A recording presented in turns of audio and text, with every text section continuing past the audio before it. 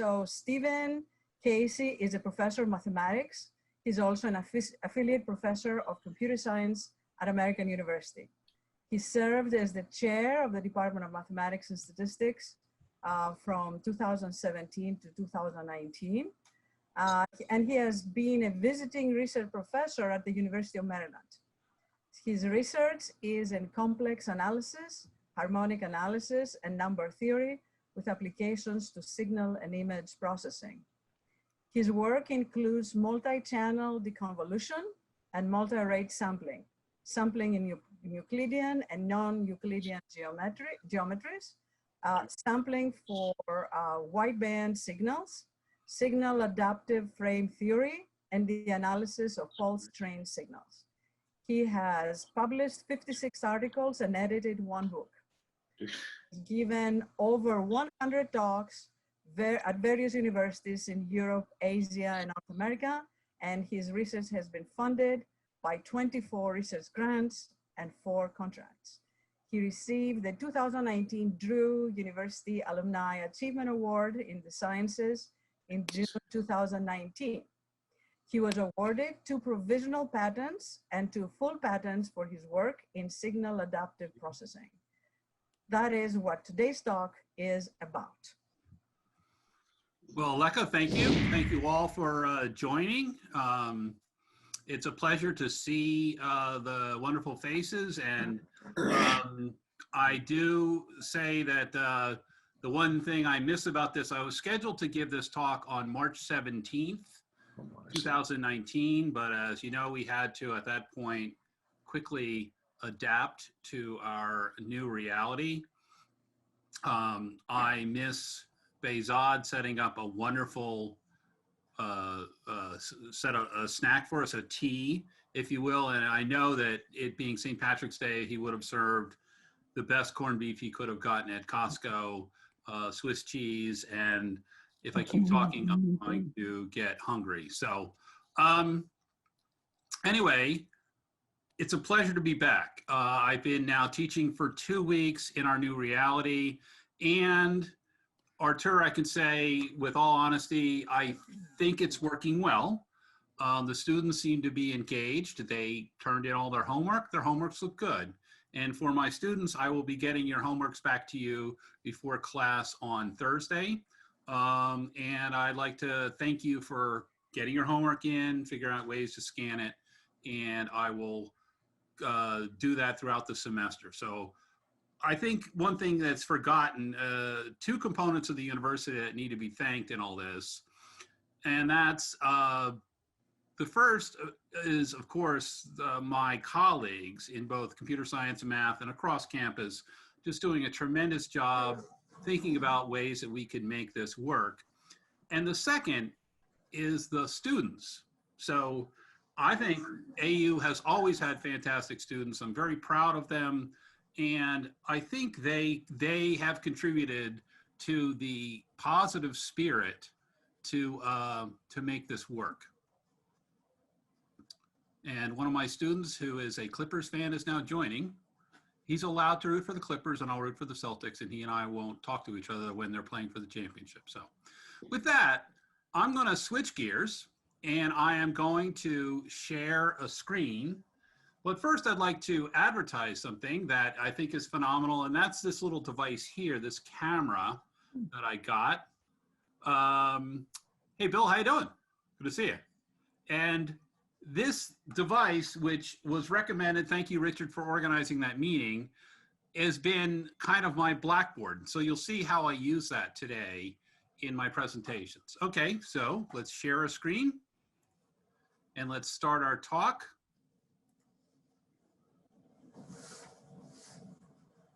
And now, can you all see the screen? Just somebody say yes.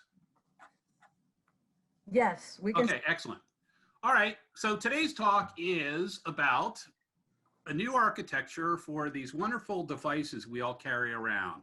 And these devices have a tremendous impact on our lives. First, some acknowledgements. I am currently under a 3-year, I just started a 3-year AFOSR grant, And I'd like to thank AFOSR, especially Dr. Nachman of AFOSR for the 3-year support so I can continue to do research in signal and image processing. And I am also under support from the Battelle Scientific Services, and that has been invaluable because I'm able to seamlessly continue doing research. I don't never have to worry about the funding part of things. There are several people to thank before the talk, and that's the first is Peter Balish of the Acoustic Research Institute of the Austrian Academy of Sciences. I was supposed to spend a lot of my summer with Peter, and we're writing a paper called Signal Adaptive Frame Theory, and this is going to be submitted to SIAM Review. This is quite a nice thing, and it's going to tie together all this work. Howard Cole of NIST is an incredible, he's kind of like my math coprocessor. When I have an idea about special functions, I call Howard, and we sit down, and within, about 4 hours, we compute exactly what is needed. You'll see I needed some work on special polynomials called Gegenbauer polynomials. I'd really like to thank Kevin Duke, who early on helped me with simulations, and we'll see some of the pictures we generated.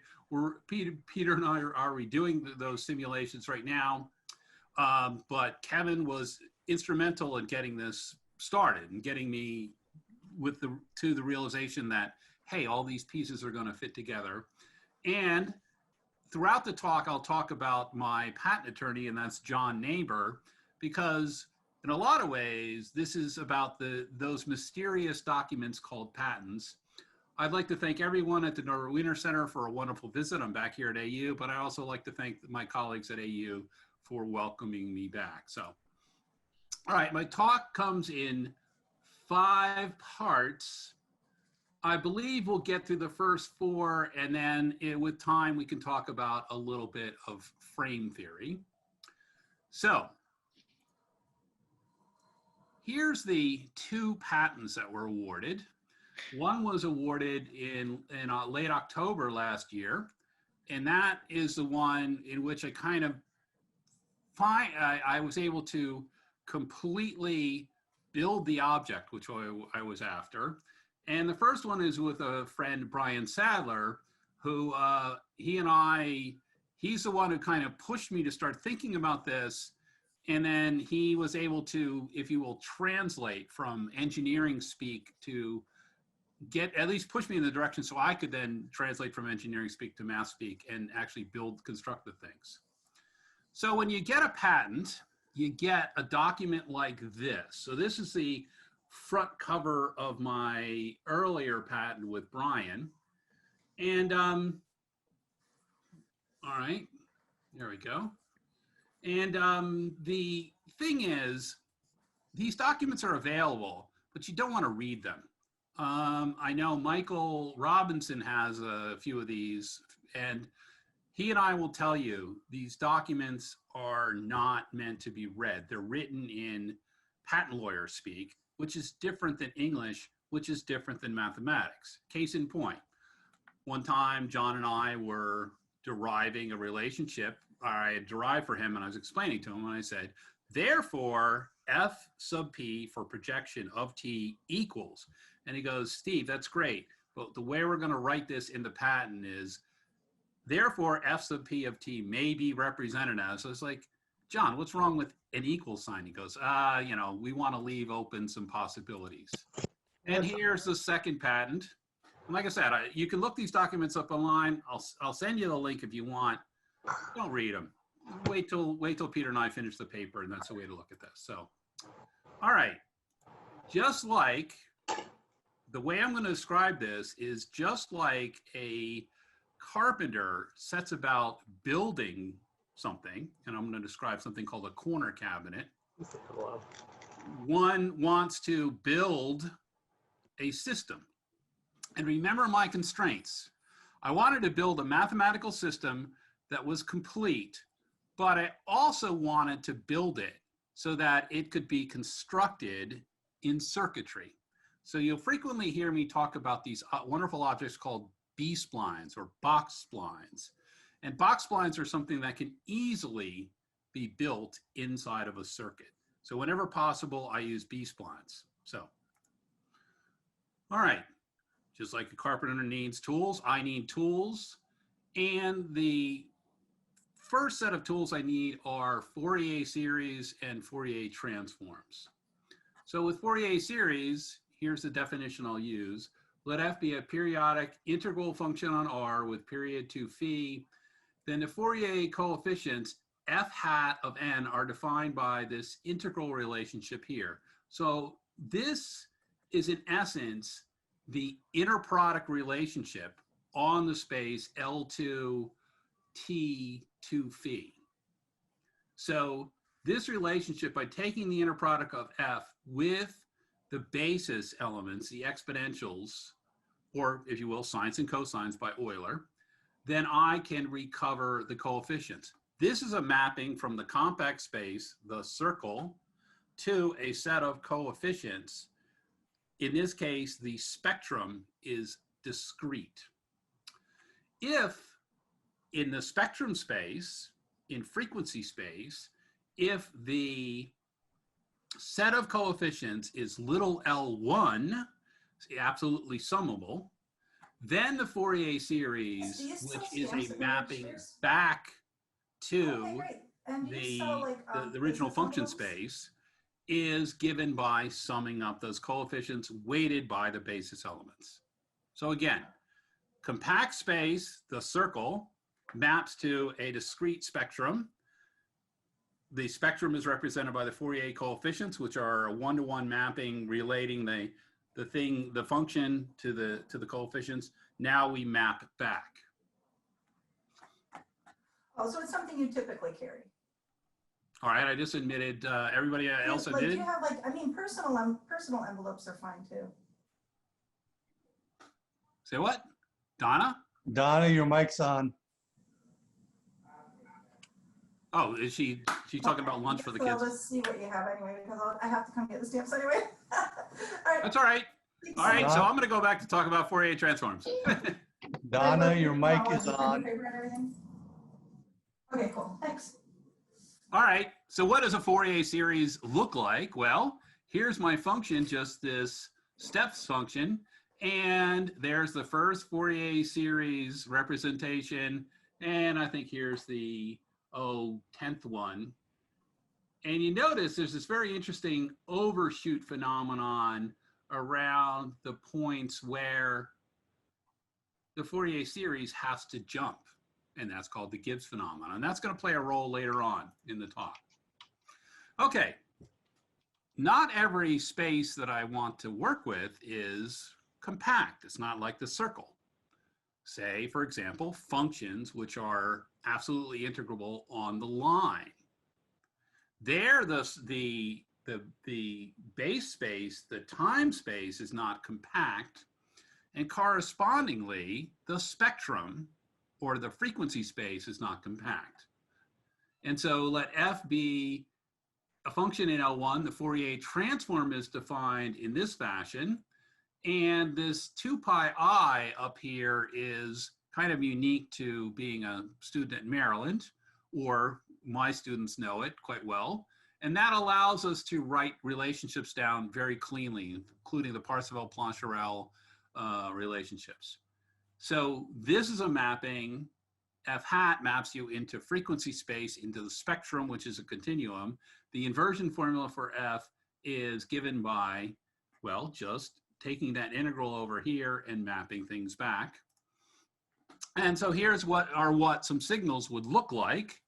And I like this picture because here's a function we're using a lot, the sinc function. Over here, it's just a pure cutoff function, or if you will, a box function. The Gaussian, wonderful thing. The Fourier transform of the Gaussian goes to the Gaussian. One of Dr. Nolan's favorites, the double exponential, goes over here to the Lorentzian, or as he would call it, the Cauchy distribution. The only thing I don't like about this picture, and I meant to modify it or draw my own, was the cosine wave. This has a corresponding frequency at omega, a Dirac delta, but it also has a frequency component at negative omega. The sine function has a frequency component at omega, but it has at negative omega a negative direct delta, and then it's rotated by I. So, but this is the sort of functions that we will be dealing with. We're especially dealing with these two here, the Gaussian and the sinc function. So formally, we can think of the transform and the coefficients as analysis, and the inverse series, transform and series as synthesis. These are the two fundamental operations of harmonic analysis. What we're doing is we're taking the signal or the information and we're breaking it down, if you will, into its spectral components. That is a one-to-one, that's a bijection in the space L2 of square integrable functions. And then the inverse process, building the series and or computing the inverse transform, takes you back bijectively to the beginning. I mentioned that little 2 pi I put up in the integral. And for functions in, well, I'm just being hyper careful here at L1 intersection L2, but there's a density argument to get me to all of L2. The transforms are in the same space, and we have the Parseval-Plancherel relationships, namely that the L2 norm in time is the L2 norm in frequency, and that the inner product in time is the inner product in frequency. And then here's that thing about extending it via density argument. I need 2 other concepts. I need to talk about the support of a function. That's the smallest closed subset outside of which f vanishes. So that is going to be the closure of the set on which f is non-zero. And I also need a trick, as my analysis students and the tools of scientific computing students know. The first time you hear a trick, it's a trick. The second time you see it, it's a technique. And that's going to be, given a compactly supported function, what I want to do is I want to concatenate it, if you will, simply by shifting over copies. This is going to allow me to expand things in Fourier series. Now, the type of signals that we are currently working with, the so-called 5G, 6G, 7G, NG networks, should be thought about as ultra wideband. So 5G is just the tip. The government's way ahead of us on this. They're already on the 10G, 11G networks. And these are called ultra wideband. Now, ultra wideband is great because it allows for a more efficient and a more secure transmission of the signal, but it does represent challenges in that we have to rethink the architecture of how one uses something like a cell phone. These systems operate by running as a signal waveform, so you send a pulse, and in the pulse is all the information. And then because you can modulate when you send the pulse, you also have an extra layer of security. And that allows us to do high-speed data rate, low probability interception and detection, system simplicity, lower cost, reduced average power consumption, and immunity to interference. All kinds of great benefits, but represent challenges due to the current methods of signal processing. The traditional method that this thing uses is called the sample and hold architecture, and that's best expressed by something called the Shannon Sampling theorem, which we'll see in a little bit. If you're talking engineering, you need to translate. It's like going from speaking Klingon to the language of the Federation. So you need to learn how to speak like an engineer. One of the things they're always talking about is analog to digital conversion. And that is simply taking something like our voice and coming up a way to digitally represent it so that what is actually transmitted through your Shannon construction. Shannon was a genius, and he wrote this down in 2 seminal papers in 1949, is how to gather those numbers. And this declines due to timing jitter, circuit imperfections, and electronic noise. So, and if you challenge it with ultra wideband, as we'll see, you have to rethink the process. Okay. What is this so-called sample and hold architecture? Here, this is a math talk, so I'll express my mathematical gadget via theorems and definitions. The first is, what is Paley-Wiener space? That's a space where the signals we're interested in live. So they are functions such that both f and f hat, the Fourier transform, are in L2, but in particular, the support of f hat is in negative omega omega. And this is commonly referred to as omega band limited. So you'll be hearing a lot about band limiting. Now, band limiting is not such a foreign idea, because what that says is that the signal that we're interested in lives in a certain frequency range. So how could we take something like a record and digitize it according to the scheme for all human beings? Well, I don't know if you remember the famous picture of the RCA logo, where you had a wonderful and beautiful and patient dog listening to a phonograph and said, RCA, we have the highest fidelity. Well, that's because the range of human hearing limits is automatically a band limit. So this is, engineers said, good, take that, double it, and add 15, and that's going to be your sampling rate. It turns out that that's an incredibly effective tool, because we can't hear those other higher signals that dogs and whales, et cetera, can hear. So then is the sampling theorem. This is has quite a history, and my good friend, Professor Higgins, if he was still with us, would be able to tell us that. It is the Cauchy-Whittaker, Kotelnikov. Kotelnikov, I believe, was at Moscow, although Michael, we need to look that up. Shannon, Rabe, Aguro, et cetera, to the sampling theorem. So let F be in Paley-Wiener space. Let this be delta and sigma be what I'll call a train of samplers. These are mathematical constructs. They're generalized functions that go in and have the ability to pluck out at certain points the value of the function. This is the infamous Dirac delta. And sinc being basically sine of 2 pi over sigma t divided by pi t. This is the transform, if you will, inverse transform of the boxcar function in frequency space. Then if I sample at this magical rate, faster than 1 over 2 omega, this is called the Nyquist rate, then this exact formula here is a perfect reconstruction of the signal. Moreover, it's unique.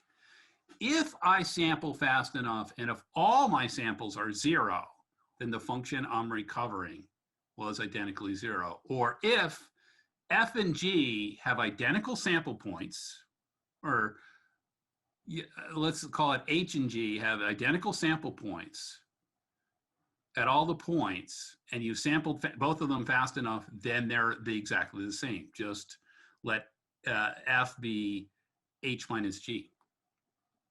Wonderful.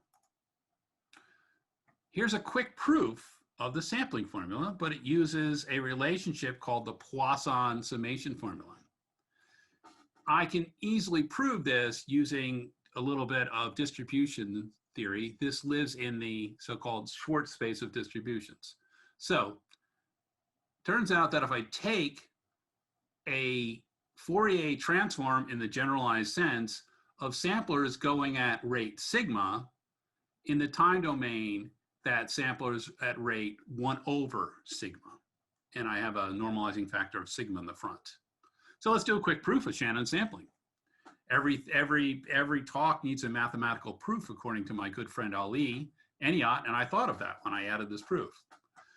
So what I'm going to do is I am going to apply my trick of concatenation, but then I'm going to do something kind of counterintuitive. I'm going to cut it off.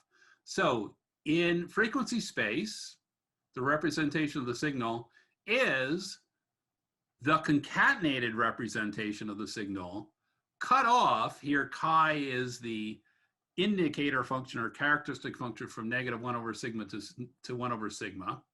So all this does is it takes this concatenated blocks and it cuts off one of them. And so you have the original block.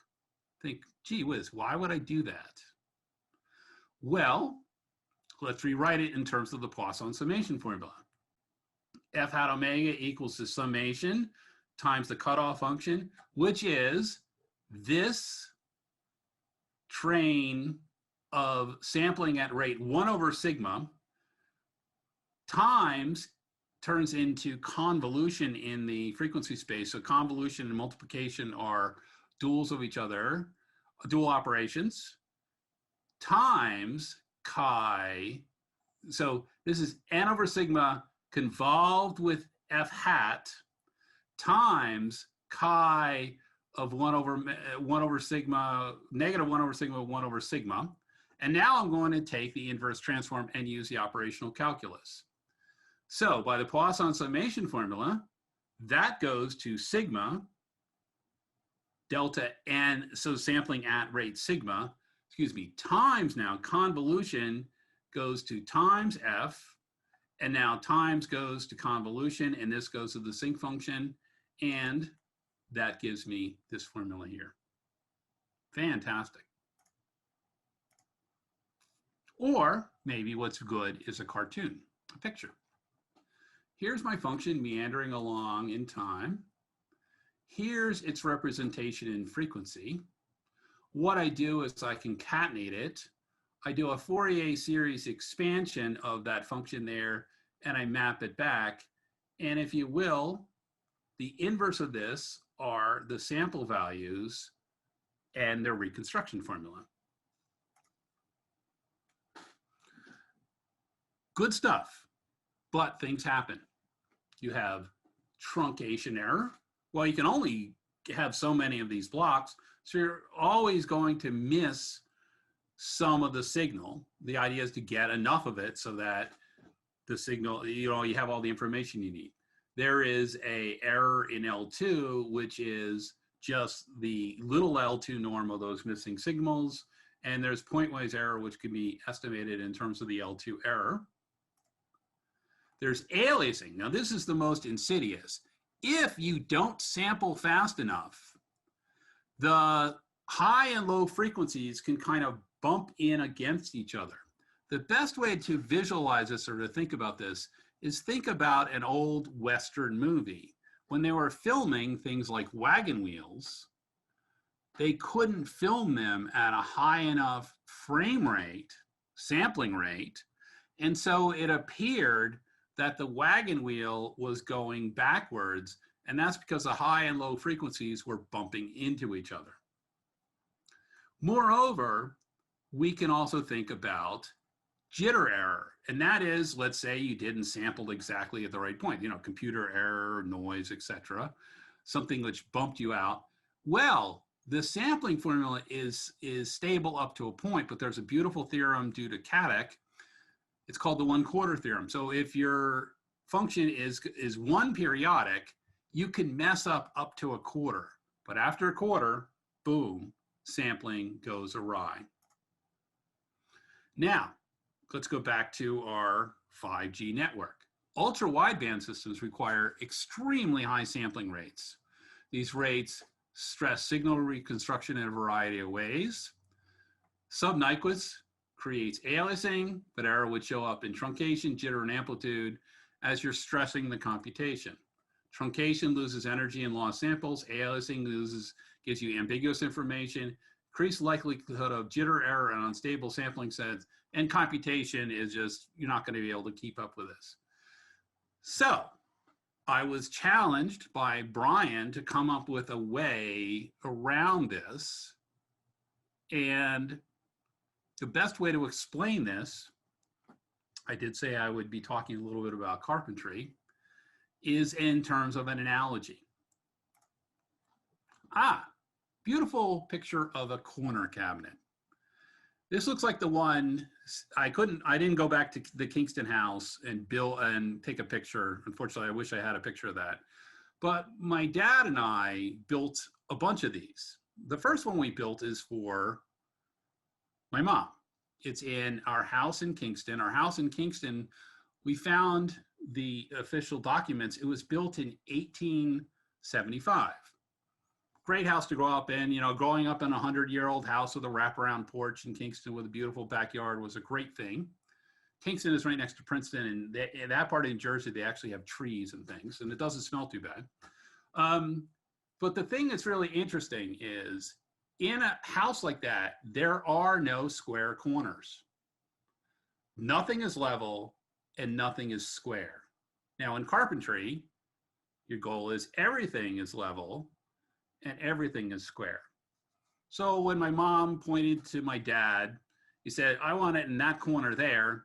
Well, of course, she picked maybe like the hardest room in the house. That's the corner of the kitchen, and that's the one that sunk the most on its foundation. So I was my dad's helper. I was the youngest of the 4 boys. So I was the guy who grabbed all the tools. And my dad would explain things to me as he built things. So as we were building this cabinet, my dad said, well, notice what we're doing here. We're constructing it so that to your eye, and even if you had a level and a square, this would look like the corner cabinet is exact. But you and I know that that corner is way out of line. So if you will, what we had to do was kind of redesign plumb and square. Well, that's what I had to do for the new approach to signal sampling. I had to literally not only step outside of the box, I had to redesign the box. And I call this a projection method. Quick and accurate computations of Fourier coefficients and effective windowing systems. So first we'll describe the the general outline and the windowing system, and then some tricks I have for the Fourier coefficients. So a back of the envelope computation. This is my first computation. So if f is in Paley Wiener omega, for a block of time t, what I did was I just did the cutoff function. I t periodically continued the cutoff function. Here's my circ function. And if Dan was here, he'd be making puns right now. And then I expanded this in a Fourier series. Okay, the original function was omega band limited. Remember, these Fourier coefficients have built-in frequency components. Okay, so I can take advantage of this omega band limited by using that original band limit and computing the meaningful Fourier coefficients. Since the frequency I wanted to be n over t less than omega, omega was the cutoff, I simply let n be less than or equal to t times omega. And of course, I can't resist, because of my hero Donald Knuth, using the ceiling function. So both Andreas and Jake are laughing right now. So, and anybody who took Tools of Scientific Computing with me. So here is the formula for the reconstruction of the basis projected signal. And the question is, how close is tilde to equals?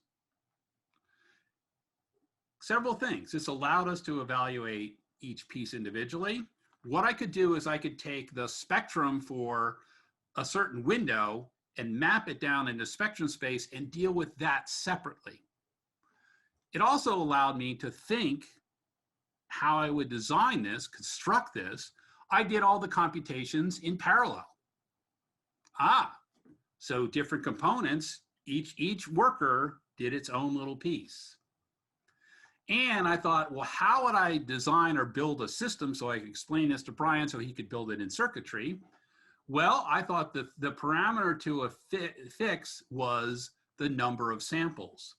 And so for ultra wideband, what I did was fix n. And then if I had ultra wideband to deal with, if this was really large, I just had to make the windows smaller. So I made the windows so that they were adaptive. But there was a problem. What I did was I took my projection formula and I computed its Fourier transform. And I realized everything's good here. That's fine. The sinc function is fine. It's this term here. That's introducing, the further you go along, a ringing tone that I had to figure out how to eliminate. Carpentry to the rescue. I invented a way, constructed like my dad and I building the corner cabinet, a way of thinking outside of the box to make the box larger. I cut things into segments, but I allowed the segments to overlap. I designed the segments so that they were smooth. Smoothness in time corresponds to decay in frequency. What I did was I needed to build it so that Brian could build this in a circuit. I used B-spline constructions.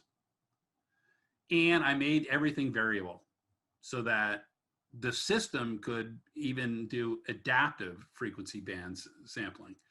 Now here was the hard part. I had to develop the systems so that the orthogonality of bases in adjacent and possibly overlapping regions was preserved.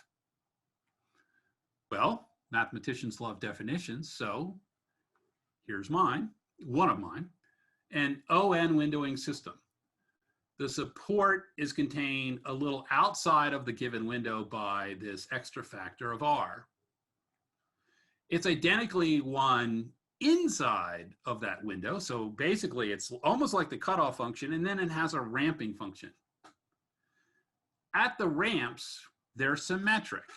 So the ramps had to be symmetric to each other, one going up and, you know, basically the shift of it.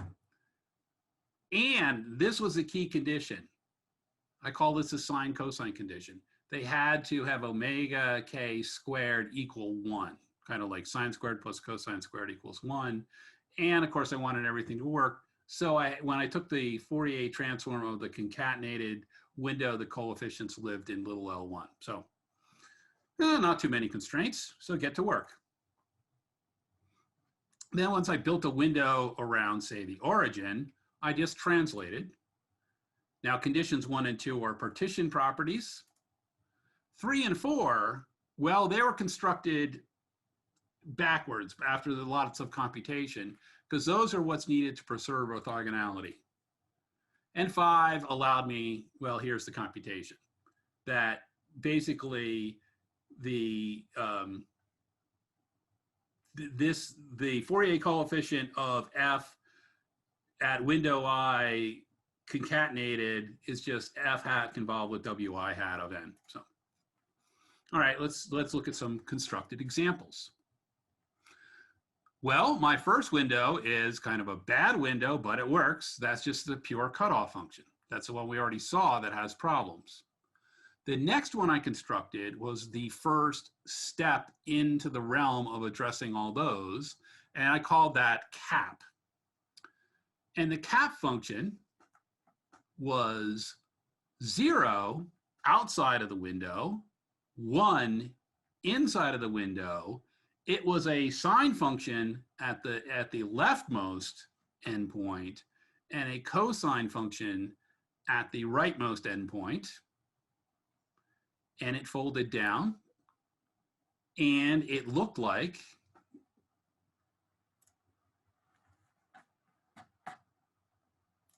get the show off the camera. This, can you see that? Everybody can see that? Somebody just say yes. Yes, we can. Yes, Okay, we cool. can, Steve. Thank you. All right, why are all these numbers in here? Well, that's thanks to John. These are all claims in the first patent. Now what you have here is this point is where I want to do the cutoff. But I want this to leak down in such a way into the adjacent window and this to start early so that I can take these pieces here and, if you will, fold them into this region here so that it is seamless. That's the best way to describe it in terms of the construction. So I designed the harmonic analysis so that folding was proper, was proper, and I designed it for, and this is a key word, any orthonormal system. So this works for any orthonormal system. So again, in the patent, this is how I'm looking at it. And what was beautiful is this allowed me to start realizing that because I designed the windows with variable length, you could do adaptive signal processing, adapt to the signal. So the signal is going along here at a very nice rate. And then all of a sudden it jumps to a super high frequency rate, and then it goes back to its normal rate. And here I'd like to compliment Bill Moore, who worked with me on this. Bill and I designed, and thanks to Jeff Adler, who gave us some suggestions for music, Bill designed this inside of a signal sampling system called Reaper, and we were able to reconstruct, using adaptive signal processing, the high frequency bit here. So I believe we used a piece by Paganini for the high frequency, and for adaptive frequency, we used a piece by the Mahavishnu Orchestra, Open Country Joy. I remember that tune. And what we were able to do is, when you have this super high frequency, what you did, and yes, this is not to scale, but you sampled faster. So if you do the windows faster, you sample faster in that region, and then when the signal slows down, you can go back to a slower sampling rate. But the advantage is you're saving a lot of energy by doing that. There's a Moore's law for all these components inside your phones, but there is no Moore's law for batteries. We're not able to keep up with the rate of the way energy is being used. So, all right. So here's Shannon sampling, that which we saw, but here's a picture of what we're actually now going to construct. And this comes in two components. So when I have this high frequency burst, what I do is I take my windows, I go down, and in each of these I construct a special orthonormal basis with folded basis elements. And in that window, these computations are all done in parallel, so it's not stressed, and can be pre-designed so that you have N of these built into your phone. Right now we're thinking, 64 or 128 or maybe 256 of these. Then once a block is done, I transmit that. So once each of these blocks are done, I transmit that. On the receiver end, what's received is that set of coefficients.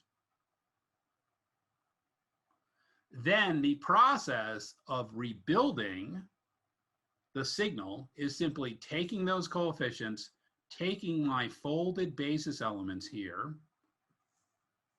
and summing them up. And boom, there you go. You now have a whole new way of doing sampling, which is more efficient, adapts to signal frequency, can handle ultra wideband, and saves you energy. You can hold your applause. All right, everybody back to the talk? Very good. Okay, I'm gonna assume that. All right, so what I did was I designed this keeping in mind smoothness in time and frequency. And I built it by solving, and here's another great book. I got the Schoenberg's book, Cardinal Spline Interpolation, and I taught myself how to solve a Hermite interpolation problem. And Bill, you're gonna especially like the solution I came up with. So there's that figure we just saw. I erased all the numbers for the patent here using good old whiteout. And the ramp up and ramp down, here's the overlapping region. And I found a beautiful theorem of Schoenberg and was actually able to use that so that I was actually able to construct the optimal spline function to do the ramping functions. Because what I did, and like I said, Bill Moore is going to appreciate this, what I did was I used B-splines to construct, if you will, a blip. And the blip had in it exactly pi over 2 area. And then what I did was I put, remember this is a B-spline construction, so it's really as smooth as I want it to be. The ramp up was simply sine of the blip function. And if you work it out, Jeff Adler is currently taking out his pen and computing derivatives. And he's verifying, in fact, that, whoa, if theta is ck, this is going to be ck. And the ramp down is cosine. So that gave me the smoothness in time, which corresponds to the decay in frequency. And so here was my system. And then Bill, you'll appreciate this one. To get C infinity, I created the C infinity blip, which we actually used in some of our modeling. So, all right. Now, given a basis, how did I deal with that overlap region? Well, I had to take the basis elements and figure out how to fold them. Remember, it's like building the corner cabinet. So I had to fold them onto ourselves, and this is the folding procedure. I'd like to thank the University of Maryland for overcharging me for parking, which made me use my alumni parking, which made me, whenever I visit Maryland, park way out in the sticks of the campus and give me a nice 15, 20-minute walk to my office in the Norbert Wiener Center. And during those 15, 20 minutes, this is where I figure things like this out. It's like, man, how would I do that? Oh, yeah. And as soon as I get in my office, I say hi to Dr. Benedetto and Dr. Balan and everybody. And then I run in my office and I get out a piece of paper and scribbling things down. And this is exactly the correct folding procedure, which gives you an amazing theorem. The windows with the folded basis is an ON basis, not just for your little region, it's an ON basis across all of time. So what I was able to do in this construction is to effectively build smooth, adaptive for any orthonormal basis, a basis which filled in those little overlap regions perfectly. And that led to the first patent. Let WK be an ON windowing system and PSI-K be an ON basis that preserves orthogonality. So that's the WK with the folded basis elements. Then you take inner products like you did before and reconstruct FP. Now, remember, this is a tilde. We want to know how close I can get. Well, here's the old sampling. Here's the new method I just showed you via the camera. Here's the reconstruction in the time domain. The error on any given block was a function of how smooth I built the window. So it turned out that by computing, and then I was able to prove this using induction, that basically if I had a CK window, I had basically 1 over omega to the k plus 2 decay in frequency.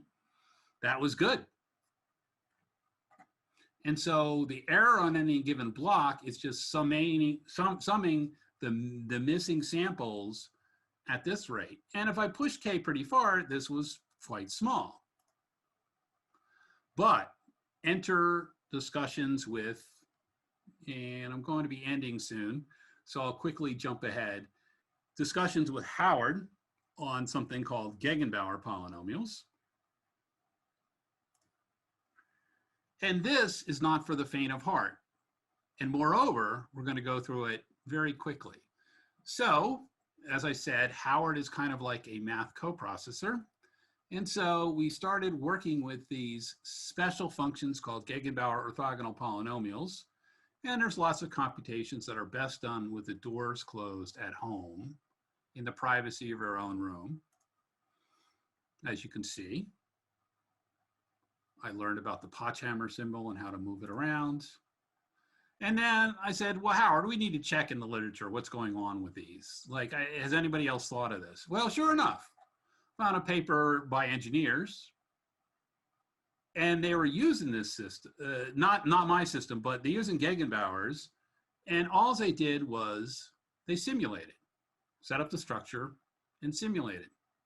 Found a later paper, set up the structure and simulated. Even a later paper, set up the structure and simulated. They said, nobody's actually proven that these work. Well, there's incredible mathematicians, Gottlieb and Shu at Brown, and they published a series of papers on the Gibbs phenomenon, that wonderful overshoot phenomenon. They came up with this estimate. This picture's in their paper. Remember, Gibbs is that overshoot that Fourier series have right at boundary points. And where I had problems with my system is at the boundary. I wanted those boundary points to be as small as possible. This is the classic Gibbs phenomenon. This is the Gegenbauer system phenomenon. And the best way to describe it is Gegenbauers are weighted orthogonal polynomials where the weight pushes down the Gibbs phenomenon.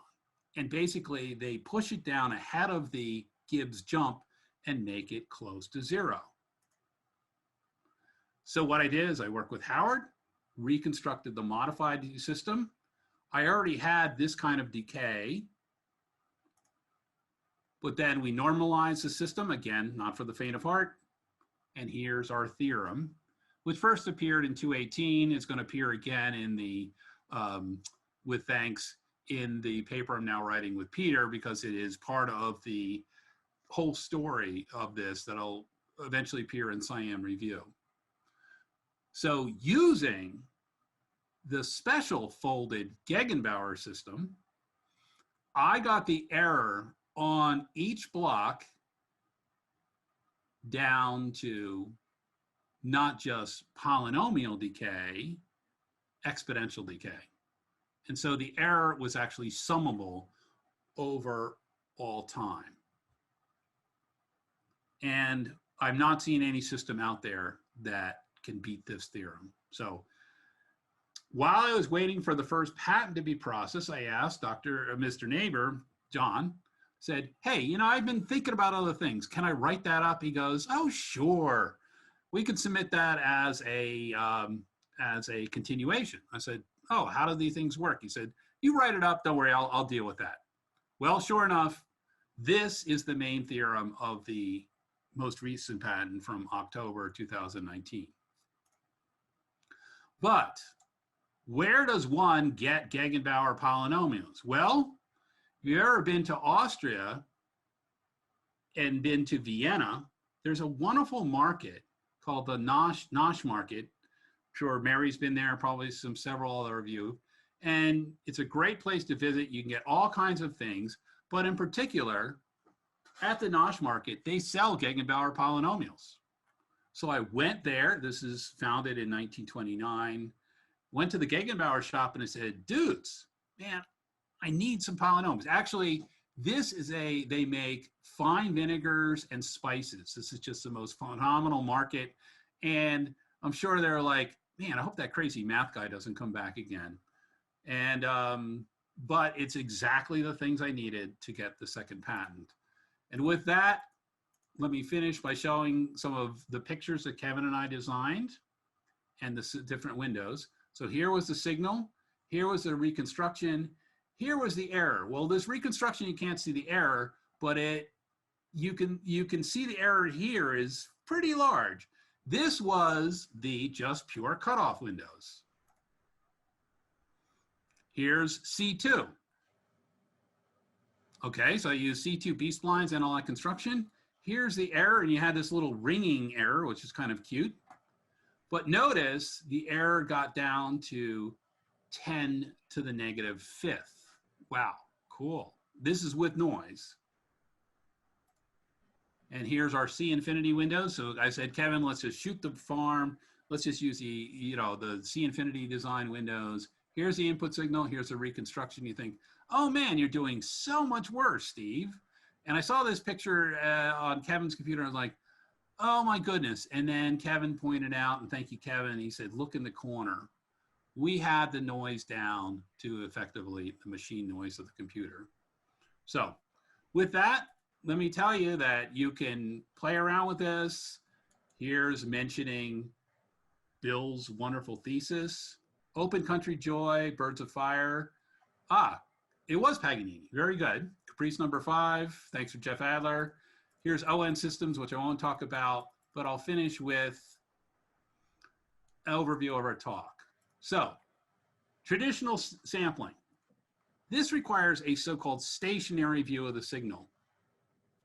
Projection has stationarity, but in adaptive windows. Projection positives, flexibility, window size, smoothness, frequency, range, decay. The negatives are structure. Well, Peter and I are working on it. The ultimate structure to put all this in is called frame theory. And that's for the next time I give a talk on that and the paper in SIAM review. So, ultra wideband's fantastic. But I have a friend, Jens Christensen, he's at Colgate. And he saw this, and I think he took it a little too far, and I had to turn him into Dr. Benedetto. So I'll finish with what Jens did. He took my family cat, of all things, and he took its Fourier transform. And poor Van Helsing, here's what he looks like after Jens took the picture of the Fourier transform. And some of you may recognize his comments. So with that, I'll stop talking and allow you guys to talk, and I'll stop sharing. And I'd like to see everybody's faces, so. Thank you very much, Steve. Anybody who has questions for Steve, please go ahead. Hi, this is Richard Lorberg. I have a question. Hey, Richard, how you doing, man? I'm doing great. How are you? Good. So I know one of your areas of research involves extending the Fourier transform to other domains, such as hyperbolic space. Could this technique be extended to those areas? Wow, that's an excellent question. I can honestly say that's something I haven't thought about, because in a way, I have compartmentalized my my thinking on the Fourier analysis in general Lie groups.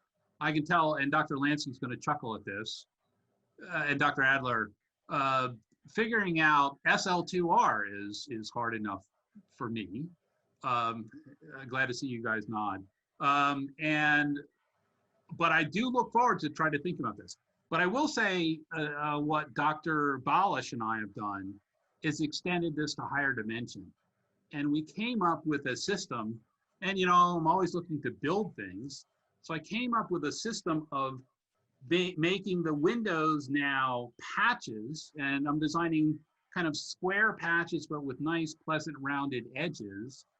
And so I came up with a great term for it. And I guess I ought to practice my sewing. I came up with the idea, we call it quilting. So I've developed this system now of quilting regions in R squared or R cubed or Rn using this overlapping basis system. So thank you. Excellent question. Cool. Thank you. Steve? John, there's obviously a cost to doing this process, the adaptive processing, but I guess it's relatively cheap because the real power expansion is in the transmission.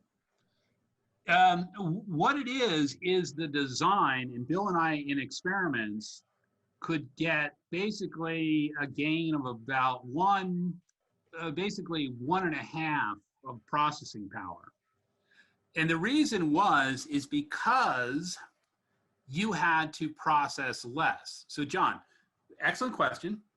And this is key in thinking about Shannon versus projection.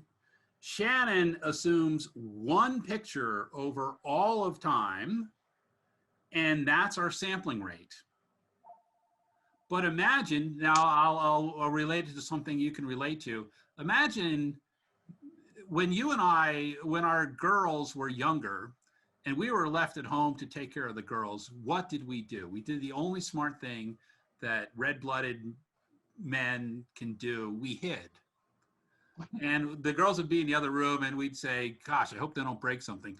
But in particular, I just kind of keep an ear out. And the way they use cell phones and stuff, I was like, we're never going to keep up with this. But projection allows, when you have a burst of signal processing, you then will use energy. But when that burst slows down, you use less energy because you have to compute coefficients at a slower rate. And the way you keep up with the burst is you shorten your window. I understand, but it takes energy to make that decision. Yes. But and that's an excellent question. Compared to the energy in transmitting the final signal. Otherwise, you'd be using more energy to do it. Yeah, that is an experiment I haven't figured out yet. And that's an excellent question because, yes, you're going to have to know when to, if you will, switch. So I was talking with, and John knows Brian quite well. I was talking with Brian about this, and he said, you know, he's an engineer and he's a calm gentleman. And he said, oh yeah, we could just use a delay system. So he's figuring out how to do a mini signal delay, and that's when you do the switch. Now, I haven't asked him what the energy cost of that would be, but that's an excellent question. Very much appreciated. To be thought about. Any other questions for Steve? Okay, well, thank you very much, Steve. I would like to ask you all, first, appreciate you coming. Did this work? Artur, you speak up for the group. No, I can't speak up for the group. I can only say that it was entertaining. It was with lots of, injected with all kinds of humor and you know, popular references. And it was very well put together, but I'm not an expert in the field. So I'll defer to people who ask questions in particular to say more. But for me, yeah, it was well put together and full of life and excitement and you know, humor and life references. So yeah, congratulations, good. Well, but so in general, Aleka, do you think the Zoom technique will work for us? I think, actually, I personally like seeing a talk on my screen much better than I would have liked it in the classroom. But that's my personal opinion. So actually, I liked it better than if we had it in the classroom. Oh, interesting. Because I can see everything, right? I can see every page you're showing, all the details. It's right in front of me. Oops. Well, I liked it mainly from the viewpoint that my commute for this was to go downstairs, get a fresh mug of coffee, come up and turn the computer on. But I didn't like it because what I really miss is seeing all of you and, of course, Behzad creating just a masterful, you know, construction. But one advantage of this is we can now, in a very cost-effective way, Artur, staying within a budget, you know, close to zero, we can bring in some speakers from all over. That's correct. Correct. Oh, what I liked about the presentation is where you were using the analogy of building the cabinet and what you had to do to make the adjustment, and how you were able to apply that to another kind of like a concept that you kind of were able to put them together, link them together, and be able to have that kind of experience to be able to use that. I really enjoyed that kind of analogy and how you talked about that. Well, thank you. I did. So in order to prepare for class, Martha, that was an excellent question. In order to prepare for class this year, I was actually quite nervous because last year, and God bless Artur took over for being department chair. And Artur, you've done an incredible job under very trying circumstances, but you've done an incredible job. And I was at Maryland and I was giving a lot of research lectures, but I was like, oh my gosh, I got to start teaching again. And thanks, Josh. Thanks for walking me through Canvas that one day, and all of you for help and guidance. But I needed to practice. And so I had, oh, there he is, my fellow Celtics fan. Thanks, dude.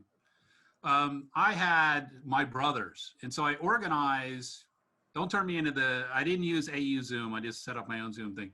I organized the Casey Brothers Virtual Irish Pub. First day was March 17th, 2020.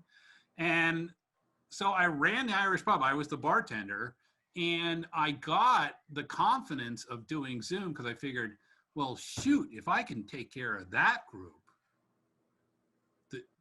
this is going to be easy. But one of the things that when I was preparing this, I asked my brothers, hey, how am I going to talk about constructing things?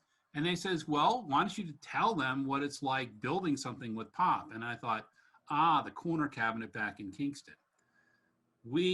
People used to come to the house and they loved the corner cabinet so much. And then they would say, hey, could you build one of those in our house? So my dad and we built like 14 of these all around the Princeton, Kingston area.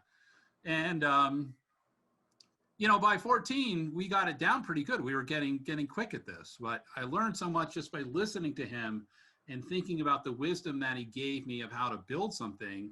And it was nice to be able to translate that into mathematics. So thank you. Thank you for noting that. So, Thank you very much. yeah. And Josh, thank that young man for rooting on the Celtics last night. They played fantastic. Good job. Thanks, dude. Tell him to straighten out the Red Sox, man. Forget about it. Well, I'll conclude my part by saying thank you all. This was actually a lot of fun for me. And Aleka and I, Olga, and Julia will fill in with some really good speakers. We may come and get some of you to give talks. Like John Nolan, I heard, wrote a really good book. Maybe we need to have him give a presentation soon. Michael Barone's always got something working, David, Namai, Mary got fantastic things. So we will lean on you to help us do these sort of things. And Aleka, thank you very much for sort of giving us an umbrella under which to have all this. So Aleka, you get the final remarks. Thank you, Steve. I have nothing else to say. This was a great talk, and thank you very much for everybody for attending. Thank you. Cheers.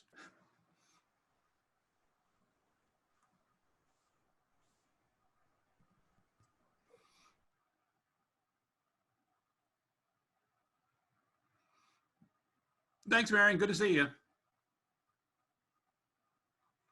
Thanks, Michael. See you, dude. Hey, Capitals, what happened to them, man? Bill, hang on. Yes, we're working on that. So far, I'm busy cheering for Dallas Stars. I know, I figured as much. Yeah, this is like, I've been so excited about basketball that I only looked it up. Anyway, the most... That unfortunate coach. You cannot economize on that. Right. It's like watching Red Sox. I just kind of, I watch, I spend 10 seconds a day going to my phone and say, I wonder how the Red Sox are doing. Oh, they're still in last place. But most importantly is this young man who learned a lot of signal processing today. Yes, this was the second most complex math lecture of his life. Wow. Uh-huh. He's fantastic. And he's so Sorry. peaceful. But I gotta imagine. The Von Oktarsky explanation that we saw last week. So, Well, there's the 4Baby series. So what I need to point you towards, and now I have the email, there's the non-Euclidean geometry for babies. That one's great. Quantum mechanics for babies, that's good. yeah. But I think he's going to be a musician. Oh, he loves his instruments, so he might be. There you go. Well, Tom's doing okay. If it wasn't for COVID, Tom would be a full-time musician and a part-time information scientist. But It's a good because gig. of the situation, he's now full-time, mostly full-time and only a part-time musician. But you'll like this. He and I are writing a paper together. Ooh, Yeah. Cool. what are you writing it on? That one's on, I'm writing sort of the magnus opus of the stuff on point analysis. Cool. And Tom was the programmer. He is just ripping it out, man. He understands. The thing's amazing. He's like his old man. He's smarter than he looks. That's great. Which is good. Yeah, I know. I look like I'm dumb as mud, man. Hey, I combed my hair today. Yes, it looks very nice. Oh, thank you. He's so good, man. He's so peaceful. Well, I got to imagine. He's got wonderful parents. He's got his moments. Yeah, I'm sure. But we all do. We all do. So, I miss the times of small, peaceful kids. yes. And of course, Dad lets him like chew on the stick, and Mom's like, no, don't chew on that. And he's happy as a clam. I'm hanging out with Dad. Come on, Dad, let's go in the other room, do some shots of James, Okay, good to see you all. Yes. All right, Michael, I'll talk to you soon. Yes. Mhm. Wow. He's awesome, man. Congratulations. Thank you very much. Well, I don't know. I think I told you this, but I'll send you some pictures. So Mo is engaged. Yeah, I remember you telling me that. And she lives in Australia in Sydney. Wonderful. And her beau is like her, big, tall. Well, Mo is, not short, but she's very lanky. Oh, A broom. There you go. that was his birthday present. Loves it. You sleeping? Sleep? I bet your mom says, that's cool. He can help sweep. Hey, it doesn't work, man. I bought Tom a bubble mower. He followed me around with that bubble mower. When it came time for him to be old enough to actually mow, he was like too busy swimming. I still mow the lawn. I'm the guy like, what's Dad doing? Oh, he's mowing the lawn, Yeah, we're expecting him to outgrow it as soon as we actually need his help. So Yeah, right. But so he'll end up owning a maintenance and cleaning company, and he'll have that original broom, and it'll be on his wall. My first broom. It's like I have the hammer that my dad gave me in the toolbox, my dad, downstairs. I could have used that as a prop today and brought up some of those, but yeah, you should have had it hung on the wall behind you. right. With a plaque. Hey man, I did a lot of work. So here, let me show you. First time. There's always room for improvements. Yeah, I know. All right. Well, thank you very much for inviting me. I have to get him down to a nap. All right. Yes, he probably should be doing that Yeah. right now. So that's great that he was. And Eric had a baby, and Aaron had a baby. Yeah. I guess it's So just you guys had babies all around the same time, and so I had to go on my bag of tricks, and that's when I came up with that story about, Mo, like she was so upset, and I was like, oh, F, it's about a boy, and I hope you like appreciated my sense of humor. It's like, I'm a Neanderthal at heart. So I was like, great, I'm gonna have to go beat the shit out of this guy's dad. You know, and I live in where people are rich. And so I thought, I can imagine I'd go WWF and body slam him into his Beamer on the windshield and it would break. And then I'd be in jail and I'd have to call my dad explaining. And it turned out she was all upset about the law of cosines. I was like, God, I became like a Wiccan and a Vishnu, and I prayed to all the gods. I thanked the Viking. Really a problem I can solve. No, to boot, it was a math problem. I was like, fuck. The other one was Tom came to me one day and he says, Dad, like he was a sophomore in high school. And he's like, I love guitar. I want to quit school and just play guitar. I was like, wow, I can't squish his dreams about playing guitar. I thought, shit, if I could just set the bar high enough, he'll keep playing guitar. He'll still graduate.